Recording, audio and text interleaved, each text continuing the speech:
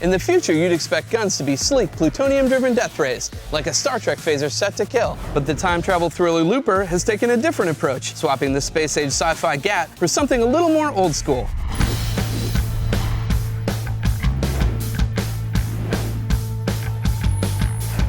I'm one of many specialized assassins called loopers. So when criminal organizations in the future need someone gone, they zap him back to me, and I eliminate the target.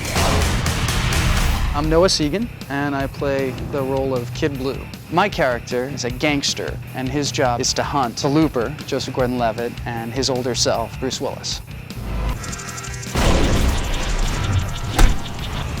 I read the script that Ryan wrote. I noticed that there were some skills that Kid Blue has that I didn't have in real life, like being able to spin his gun a little bit. The movie found Joey Dillon, who's one of the last gunslingers around. What did we have to do to make it work? Yeah, to get there, exactly. Well, we started actually with this gun just to get used to the timing of when your fingers are basically curling one finger and keep everything straight, starting small and building up to this massive pistol.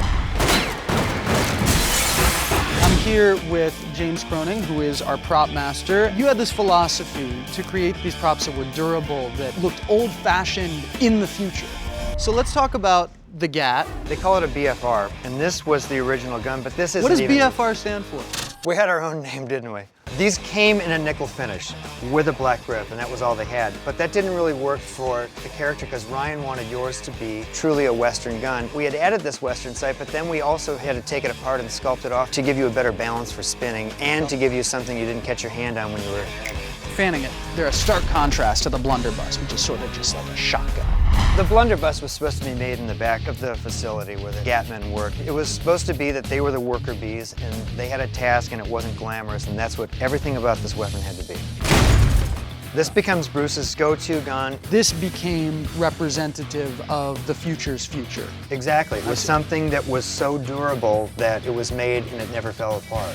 And we found every gun in the film was sort of picked that way. Well, the first gun we're going to fire today is the Colt Peacemaker. This is the grandfather of them all.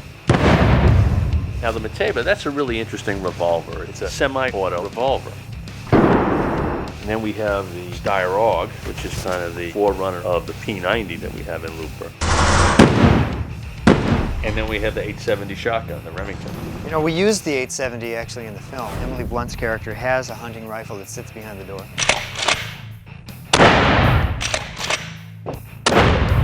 Those shotgun rounds look great. What we haven't fired is the GAT. I think we need to fire this one next.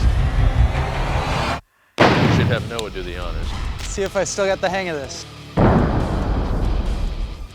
Well, we always like to end things with a bang here, but the next episode of Fan Academy is really gonna rock. It's the epic battle of man versus himself, and it's unlike anything you've ever seen before. I'm Chris Carl, and I'll see you next time.